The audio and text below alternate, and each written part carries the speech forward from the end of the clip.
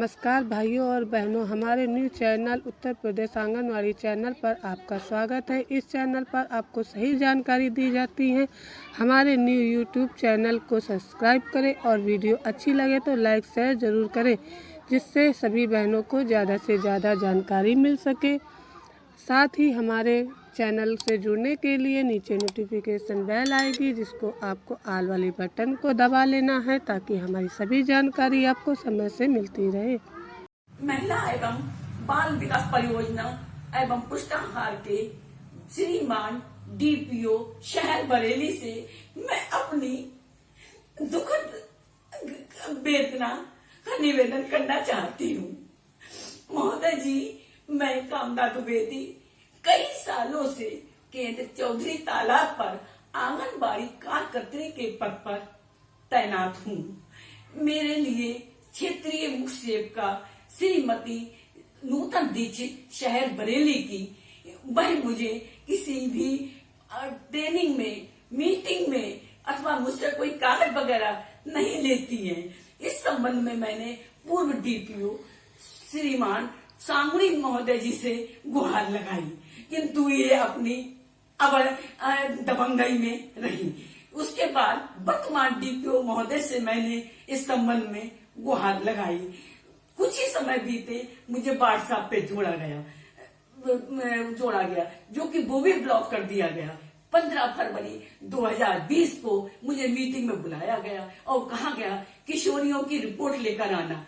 जो किशोरी तुम्हारे केंद्र पर गलती से एक चढ़ गई है और केवल एक ही है, उसके कारण का प्रार्थना पत्र लेकर आना। 7 माह से 3 बरस के, 3 से 6 बरस के गर्भवती धात्री के पति का, उनकी जन्म तिथि, आधार वगैरह जितनी तुम्हारी हो गई हैं उन सबको मुझे दे देना, मैं अपडेट करा दूंगी। बाकी ये तुम आधार लेती रहना।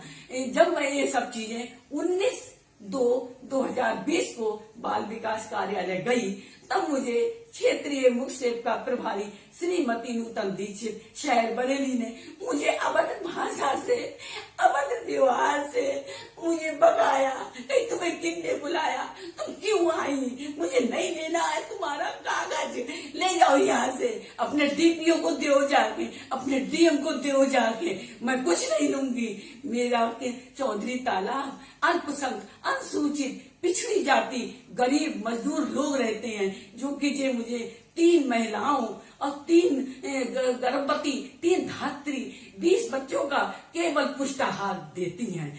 बाकी अन्य, जबकि मेरे केंद्र पर 30 गर्भवती धात्री और बच्चे हैं।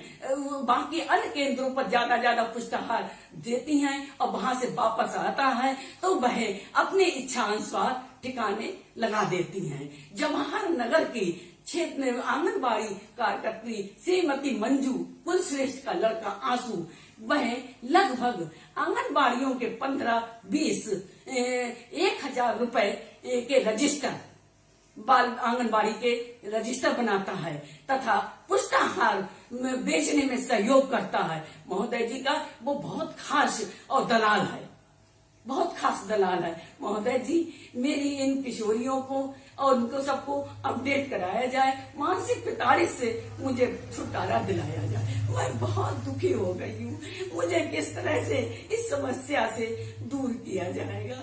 मेरे माता पिता, सास ससुर, पति कोई भी नहीं है। मुझे अभद्र भाषा का, अभद्र व्यवहार से मुझे नौकरी छुड़वाने का, मुझसे नौकरी छुड़वाने के लिए कहा जाता है। मैं क्या इस्तीफा दे दूं, अपना भरण पोषण कर लूं, आत्महत्या कर लूं, क्या कर लूं? मैं इससे बहुत दुखी हो गई हूँ। महोदय जी, मेरा इस समस्या का समाधान कीजिए। मैं विधवा औरत हूँ, मासूम बच्चे से गुजर बसर कर रही हूँ। महोदय, मेरा समस्या का समाधान करिए। जी, मेरे कागज लेकर मैं गई थी।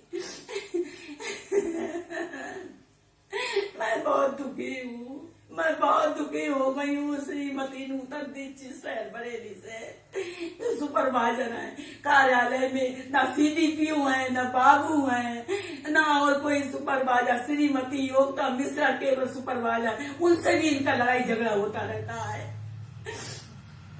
लगातार हो रहे आंगनबाड़ियों पर अत्याचार के विरोध में आज शनिवार को सभी आंगनबाड़ी कार्यकर्ती एकजुट होकर जिला विकास अधिकारी के कार्यालय पहुंची, जहां उन्होंने लिखित रूप से एक शिकायती पत्र दिया है। उसमें अपने ऊपर हो रहे अत्याचार के संबंध में सभी बातें लिखी हुई हैं। आंगनबाड़ी कार्यकर्तियों का कहना है कि उनके सुपरवाइज़र उनको परेशान करते हैं और इससे वो मानसिक रूप से पीड़ित हैं। यहाँ तक कि सुपरवाइज़रों द्वारा किए जा रहे उत्पीड़न से आंगनबाड़ी कार्यकर्ती अपने बच्चों के साथ आत्मदाह करने को भी विवश हो गई हैं। मैं अर्चना, वार्ड नंबर 2 नई बस्ती की मैं आंगनबाड़ी कार्यकर्ती का काम कर रही हूँ। मेरी सुपरवाइजर मैडम वंदना सक्सेना, उन्होंने मुझे इतना मानसिक टॉर्चर कर रखा है कि आए दिन मेरा दिमाग खराब करती है। हर काम में कमी निकालना, हर दिन जब भी मैं मीटिंग में जाती तब भी मेरी बेइज्जती भरी महफिल में टॉर्चर आए दिन। उनसे मेरा इतना दिमाग खराब हो चुका है कि मैं आज गुस्से में आ गई। मैं अपनी आत्महत्या कर लूँगी तीनों बच्चियों को लेकर, अगर उनको यहाँ से नहीं किया जाए। और मेरे इनके अंडर में काम नहीं करना, या तो इन्हें यहाँ से हटा दिया जाए या मुझे इनके यहाँ से हटा दिया जाए। इसकी कार्रवाई आपने कहाँ की है? मैं DDO सर के कार्यालय आई हूँ, सर मिले नहीं हैं। CDPO सर से बात हुई है हमारी और हम उनको अपना लेटर देकर जा रहे हैं। BDO कार्यालय पहुंची आंगनबाड़ियों ने अपने ऊपर हो रहे अत्याचारों के विरोध में आवाज़ उठाई है। साथ ही उन्होंने जो लिखित रूप से प्रार्थना पत्र दिया है उसमें साफ तौर पर लिखा है कि उच्च अधिकारी हमारी मदद करें और जिस तरह सुपरवाइज़र हमारा उत्पीड़न कर रहे हैं उनको रोका जाए। इस पूरे घटनाक्रम के संबंध में आंगनबाड़ियों की जिला अध्यक्ष ने जानकारी देते हुए बताया कि अगर ये उत्पीड़न नहीं रोका गया तो हम आंदोलन करेंगे और हम विवश होंगे आंदोलन करने के लिए। साथ ही उन्होंने कहा कि अगर हमारी किसी भी आंगनबाड़ी के साथ अगर कोई घटना होती है तो उसके जिम्मेदार अधिकारी होंगे। चैनल के माध्यम से कहना चाहूँगी, ये आंगनबाड़ी पीड़िता जो है शिकायत मेरे पास लेके नहीं आई, इसको तो मैंने भागते हुए देखा। कल किसान आंदोलन चल रहा था, उसके सामने से ये भाग रही थी, तो हमने आंगनबाड़ी होते हुए मैंने इससे पूछा कि कारण क्या है। तो इसने बताया कि वंदना मैडम हैं जो हमारी सुपरवाइज़र हैं, वो हमें बहुत प्रताड़ित कर रही हैं, सबके सामने बेइज्जत करती हैं, जबकि हम टाइम से सब काम करते हैं, हर काम को गलत बताती हैं। उसके बाद इसने मुझे बताया कि अब दीदी मैं नहीं रुकूंगी, मैं तो अपने 3 बेटियों के साथ आत्महत्या करने जा रही हूँ। ऐसी ज़िंदगी तो बेकार है। ये 4-5 हज़ार की रुपए की नौकरी के लिए मेरा जो है संस्कार गिने जाते हैं, मुझे उल्टा सीधा कहा जाता है, इसलिए मैं अब आत्महत्या करने जा रही हूँ। मैंने इसको रोका, समझा बुझा के इनका लेटर लिखवाया और उसके बाद इनको घर भेज दिया गया। आज हम DDO साहब के पास आए हैं यहाँ पर, जो हमारे विभाग के BDO वो भी है, जिला कार्यक्रम अधिकारी भी हैं, उनके पास हम पीड़िता की लेके आए हैं। और ये कोई नई बात नहीं है, ये बहुत लंबी लिस्ट है जिनको वो प्रताड़ित करती हैं। हर महीने 2-3 लोग आ जाते हैं मेरे पास के वो हमसे इतने अपशब्द बोल रही हैं, तू तड़ाक करके बोल रही हैं, व्यवहार उनका बहुत गलत है और हम उससे बहुत प्रभावित होते हैं और मानसिक स्तर पर हमारा चैन खत्म हो चुका है। पहले भी हमने 3-4 लड़कियों को इनसे अलग कराया है, एक का समाधान कराया है, तो ये समाधान आखिर कहाँ तक हम कराएंगे? जिला अध्यक्ष हैं तो कैसा इनका ना समाधान कराएं? तो हम इनसे अपने सर से ये कहने आए हैं कि आप हमारे विभाग के भी हैं और जिले के भी हैं और इनका या तो यहाँ से ट्रांसफ़र कराइए वरना इन लड़कियों का उनसे हटा दीजिए। ये मैं कहने आई हूँ और इस पीड़िता को भी समझा रही हूँ कि आत्महत्या हमारे लिए शोभनीय चीज़ नहीं है। हम काम कर रहे हैं तो करेंगे। अब वो कहती हैं काम अच्छा नहीं करती। अरे काम अच्छा नहीं करती तो सुपरवाइज़र काय पे हो तुम जाके समझाइए ना, केंद्र पे जाके बताइए ना, मीटिंग में बताइए, उसको नहीं आ रहा है उसको समझाइए। सुपरविजन करना तुम्हारा काम है, तुम इंस्पेक्टर बन के क्यों करती हो? अपना काम इंस्ट्रक्टर बन के करिए। आपको इंस्ट्रक्टर बनना है ना कि इंस्पेक्टर बनना है। तो मैं उनको भी मैं आपके मीडिया के माध्यम से मैं कहना चाहती हूँ कि वो साहब हमारे इस काम को सुने और करें और इन पीड़िताओं को बचाएं, वरना कोई अगर अनहोनी होती है तो विभाग उसका जिम्मेदार होगा। धन्यवाद। आंगनबाड़ी कार्यकर्तियों के साथ मौजूद रहीं वार्ड नंबर 50 की पार्षद रश्मि शर्मा ने भी आंगनबाड़ियों पर हो रहे अत्याचार के विरोध में अपने लेटर पैड पर भी एक लिखित शिकायत दी है। साथ ही उन्होंने आंगनबाड़ियों पर हो रहे अत्याचार के विरोध में अधिकारी और सुपरवाइजरों को चेतावनी दी है कि इस तरह आंगनबाड़ियों पर अगर अत्याचार होगा तो उसे बर्दाश्त नहीं किया जाएगा। मैं पार्षद रश्मि शर्मा वार्ड नंबर 50 से पार्षद हूँ और मुझे पता चला कि अर्चना बहन जो हमारी आंगनवाड़ी कार्यकर्त्री है, इनको इनके सुपरवाइज़र लगातार प्रताड़ित कर रहे हैं।